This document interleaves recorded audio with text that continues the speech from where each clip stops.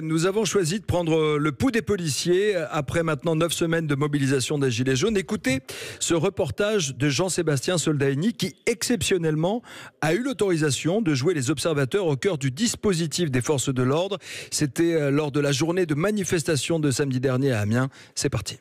La manœuvre, vous la connaissez ? Quand le briefing de la journée commence, les visages des policiers sont concentrés. Personne ne sait à quoi s'attendre car la mobilisation fluctue à Amiens. Entre 200 et 5000 personnes au gré des samedis. Les profils changent aussi. Le brigadier chef Christophe a vu beaucoup de gilets jaunes évoluer dans leur mode d'action. Les premiers contacts qu'on a eus avec les gilets jaunes, ça se passait super bien. On était bien accueillis au sein des ronds-points quand ils avaient bloqué. Cette personne-là nous expliquait pourquoi elle était là. Et progressivement, avec ce qui s'est passé sur Paris, ça a déteint, j'ai l'impression, sur la province. Tout doucement, les jeunes sont devenus de plus en plus agressifs. Les mêmes visages reviennent face à lui avec en plus d'autres profils venus se greffer au gré des mobilisations. Les voyous qui se sont mélangés au mouvement, c'est des jeunes qui n'ont aucune revendication à faire de gilets jaunes. Comme on les dérange au quotidien, c'est peut-être un moyen d'exprimer leur ras-le-bol, notre présence dans nos interventions sur le secteur d'Amiens. Au cœur des rassemblements, les policiers cherchent en permanence à identifier les agitateurs pour les appréhender. Cette fois, ils répondent à des insultes.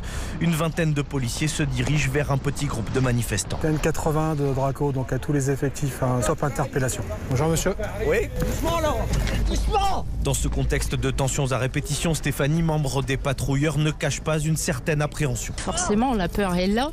De voir quelqu'un qui est déterminé et qui veut en découdre, d'essayer de nous coincer. Quand on est là depuis 6h30, la fatigue elle s'installe, donc on n'est peut-être plus à 100%. À la fatigue des samedis passés sur le terrain s'ajoutent les critiques essuyées par les agents sur l'emploi de la force, critiques que le commissaire Fabrice Navarro entend tout en se justifiant. On n'a pas du tout à rougir de la manière dont le maintien de l'ordre est assuré parce que nous avons en face des niveaux de violence qui n'ont jamais été atteints. Des individus qui sont de mieux en mieux équipés, qui ont un niveau d'agressivité qui augmente. Je pense que tout ça est géré avec un très grand professionnalisme. Samedi dernier, il n'a eu qu'une cinquantaine de gilets jaunes à gérer. Il explique la baisse de tension dans sa ville par une série d'interpellations. Environ 80 agitateurs qui, dit-il, ne se montrent plus dans les rassemblements. Reportage signé Jean-Sébastien Soldaini.